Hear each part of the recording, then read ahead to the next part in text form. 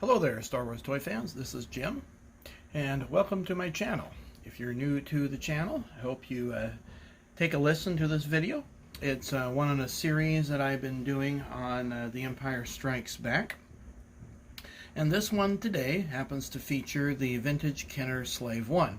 And this is a ship from my childhood, and I will have to say this is probably my most favorite ship of the entire Star Wars line. I'm not sure why. Boba Fett isn't necessarily my favorite character, and this wasn't as exciting of a ship as, say, the X-Wing or the TIE Fighter that had not only sound but LEDs. This one has no electronics whatsoever, but I think it's just the overall design just kind of struck me as really neat when I was a kid. So let's take a look at the box. This is the original box from my childhood that I had saved. And you can see there it's featuring Boba Fett, Lobot, 2 Bespin guards, and a couple stormtroopers, and then the carbonite block. Go to the end cap there. You can see where they're walking inside, Slave One. Here the side, and then this is the side that's open. And you can see there the cost was $14.95. I'm not sure if I received this for a birthday or Christmas present, but that was from the White Elephant. They always wrote things in Sharpie. Here we have the side where it shows some of the features, which we'll go into. And then the other side that has the proof of purchase seal cut out because I wanted to get some of those freebies. And then also shows a kid holding Slave One as it should be in flight, which I thought that was kind of odd, but I guess that's the way it's actually flown. So let's take a look at the instructions now. So here are my childhood instructions. You can tell because I hole punched this and kept it in the binder. And we open it up and it shows where the sticker layout is on the ship, and the carbonite shows you how to put the wings together. Shows you where the cargo door is and how to open and close that, the loading ramp, which oftentimes is lost. And then it says the canopy, if that happens to pop off, how to put it back in place. And then shows some of the features, loading Boba Fett into the ship with this little lever there and how to fly it. And then the wing guns, and I guess I colored that in with a, looks like a marker. That's the only thing I colored in.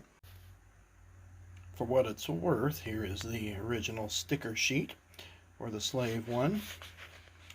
And you can see there it's got a copyright date of 1981.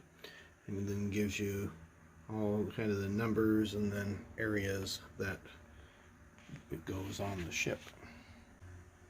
So in case you're wondering, my backdrop happens to be a sliding glass door.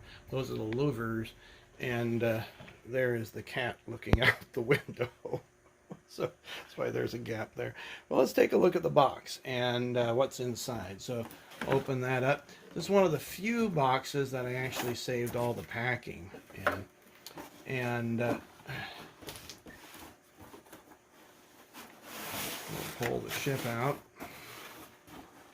This is actually how I store it because I don't have display room in my house. So everything gets stored in boxes. Okay, and here we have our ship.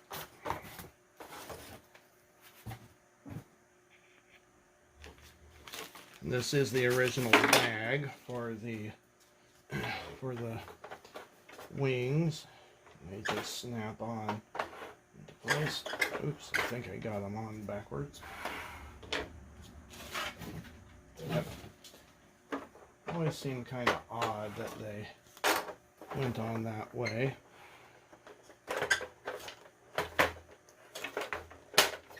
There we go. And so, do a little bit of a close-up here. Okay, so simply just open that up. There's some of the original plastic that was inside of it. We have our loading ramp here. And this is the original, it's not a reproduction. And then we have the carbonite block. So we'll lower that down, and we'll bring the camera in. So here you can see the inside of the ship.